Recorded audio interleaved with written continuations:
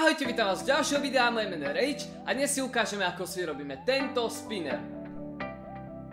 Takže ako prvé tu máme samozrejme logo, ja som si vybral toto Batmanovské, ale môžete si samozrejme vytlačiť a stiahnuť z internetu úplne akékoľvek a urobiť to isté, ibaže s iným logom. Lepidlo, halobal, čiernu centrofixku, samozrejme nožničky, pravítko, nôž, výkres alebo kartón, kuchynský olej, ložiska. Ďalej budeme potrebovať plastelínu, do ktorej urobíme obtisk daného loga alebo obrázka. A nakoniec to najdôležitejšie, tavnú pištoľ. Ako prvé si vystrihneme daný nákres.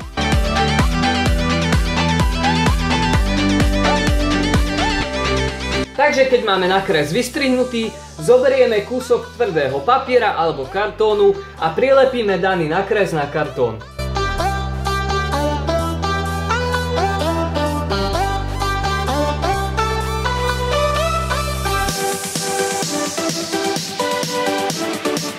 Po nalepení obrázka zoberieme ďalší kartón a prilepíme obidva kartóny k sebe.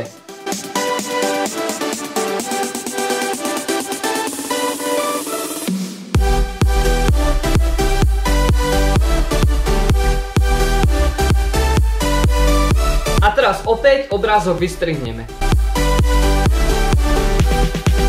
Takže máme hotovo, myslím, že to vyzerá OK. A môžeme prejsť k fáze, kedy vlastne začneme robiť otlačok do plastelíny. Takže si zoberieme plastelínu.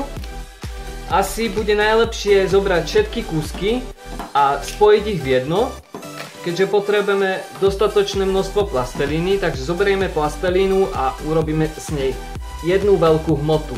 Potom, ako si plastelínu rozpracujeme, ju na chvíľu odložíme a medzi tým si opäť zoberieme náš nákres alebo logo. Zoberieme si pravítko a ceruzku a nakreslíme si miesta, kde dané ložiska umiestnime.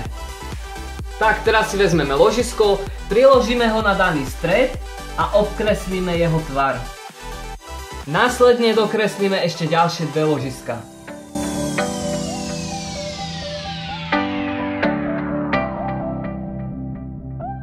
Keď máme miesta, kde chceme mať ložiska umiestnené nakreslené, zoberieme opäť nožničky a dané miesta vystrihneme.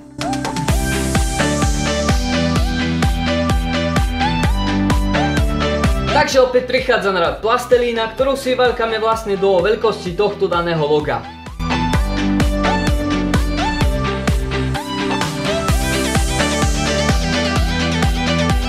Ak máme vyvaľkané, urobíme otlačok do plastelíny.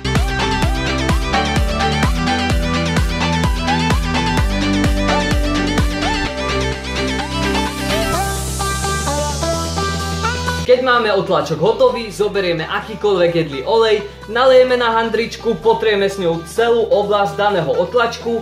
Robíme tak preto, aby sme zabránili styku farby so spinnerom. Teraz už len zostáva umiestniť ložiska. Stredové ložisko zabalíme do alobalu, aby sme ho ochránili pred nečistotami.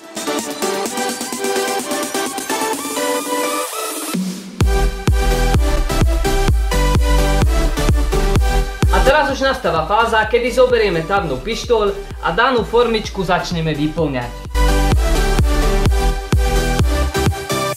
Tak a máme hotovo. Teraz si počkáme, kým spinner zaschne a môžeme ho vyberať.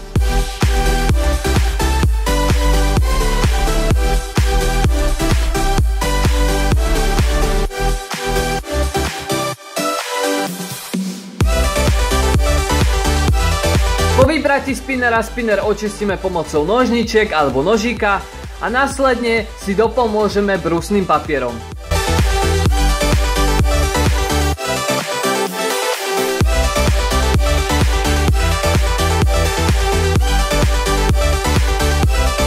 Keď už máme všetko hotové, zostáva už iba posledná povinnosť a to je dané logo vyfarbiť. A keďže ide o Batman logo, rozhodol som sa použiť túto čiernu centrofixu.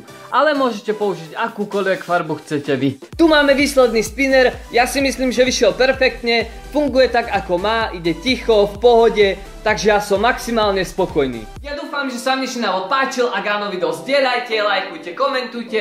Ak sa rozhodnete môj spinner vyskúšať, určite mi dajte do komentárov vedieť, ako ste dopadli. Ja sa s vami lúčim a ahojte!